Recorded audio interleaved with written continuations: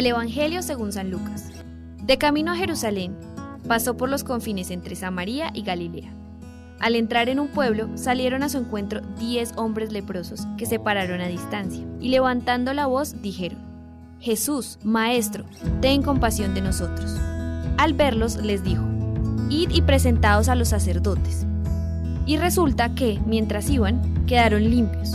Uno de ellos, viéndose curado, se volvió alabando a Dios en voz alta, y postrándose rostro en tierra a los pies de Jesús, le dio las gracias. Era un samaritano, dijo entonces Jesús. ¿No quedaron limpios los 10? ¿Dónde están los otros 9? ¿No ha habido quien volviera a dar gloria a Dios, sino este extranjero? Y añadió: levántate y vete, tu fe te ha salvado.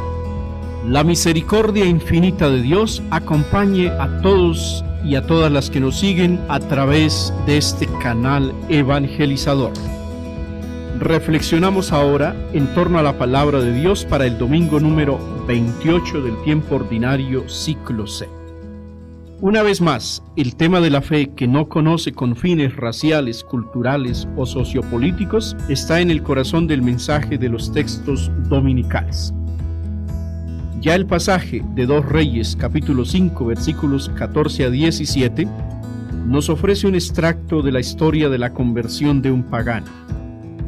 Naamán, jefe del Estado Mayor de Siria, debe rebajarse en la búsqueda de su curación desde la altura del rey hasta el profeta, desde estos hasta su siervo, desde los ríos maravillosos de Damasco hasta el exiguo Jordán, desde el deseo de rituales mágicos y espectaculares hasta el simple gesto de la inmersión en las aguas del Jordán.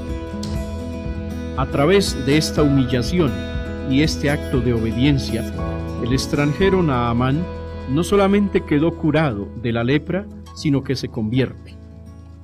Al contrario del pueblo de la elección, que ha abandonado la fuente del agua viva y ha rechazado las aguas de Siloé para correr silenciosamente, Naamán prorrumpe en una confesión de fe al Señor.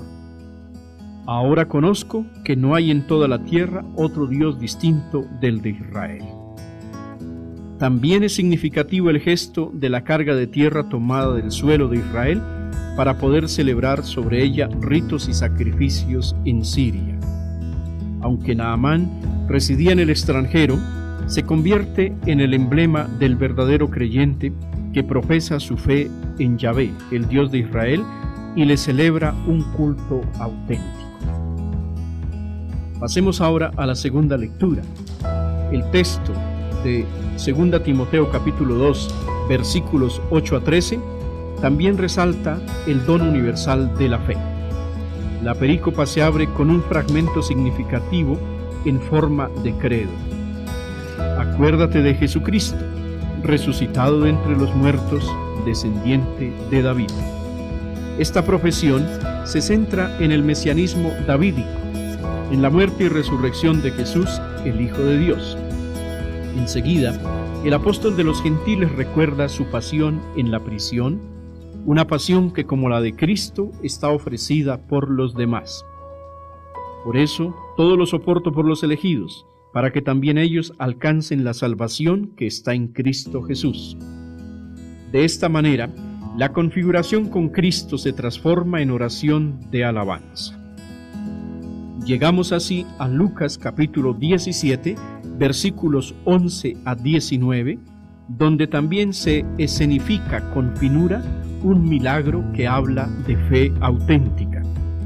También un extranjero, en esta ocasión un samaritano odiado, leproso, objeto de la ingratitud e indiferencia de los judíos, una vez más es presentado como modelo de fe y de gratitud. La marginación y la pobreza eran condiciones obligatorias para él. Debía vivir fuera de la ciudad. Su presencia debía ser señalada a distancia. Su enfermedad era el signo más elocuente de una maldición divina debido a un pecado muy grave, según se creía a la época. Su destino no era solamente el de un enfermo, sino el de un aislado, de un excomulgado.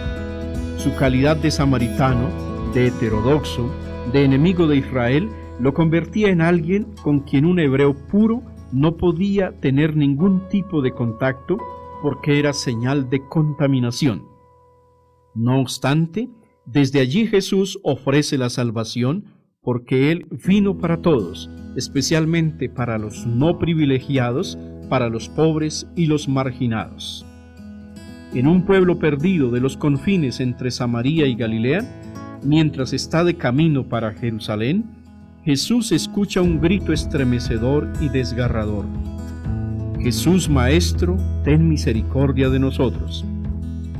Llama la atención que, al contrario de los demás sinópticos, Lucas gusta de usar verbos diferentes para indicar la salvación física y la salvación espiritual. En efecto, se dice de los 10 leprosos: y sucedió que mientras iban caminando quedaron curados, es decir, recibieron la sanación corporal. Pero al único leproso samaritano que regresa para agradecer a Jesús, Él le declara: levántate y vete, tu fe te ha salvado. Así, todos fueron curados, pero solamente uno se salvó, el samaritano, que supo manifestar su gratitud. Ahora bien, la gratitud a los ojos de Jesús es un acto de fe, una acción de gracias que brota del corazón. El texto lo hace notar 2 veces.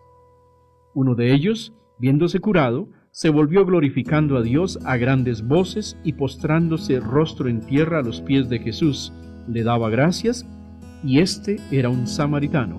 Leemos en los versículos 15-16.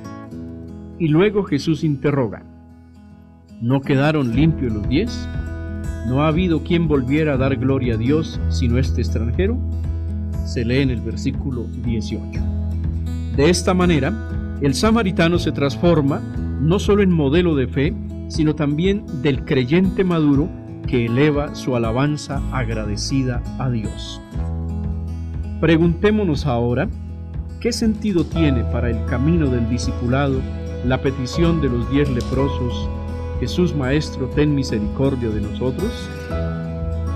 ¿Qué aporta la actitud de gratitud del samaritano que regresa para agradecer a Jesús? ¿Acostumbro a agradecer por los dones y las gracias de mi experiencia de fe? ¿Por qué la gratitud por la vida y por la fe nos hace más humanos y mejores hijos e hijas de Dios? Terminemos diciendo que el horizonte de la salvación no conoce límites raciales, culturales, políticos o sociales. Es más, son precisamente los últimos, los rechazados y los marginados en los esquemas de los poderosos, quienes tomarán los primeros puestos en el reino celestial. Son los leprosos, física y espiritualmente, quienes se abren con mayor generosidad a Dios, como quien espera la lluvia temprana que fecunda.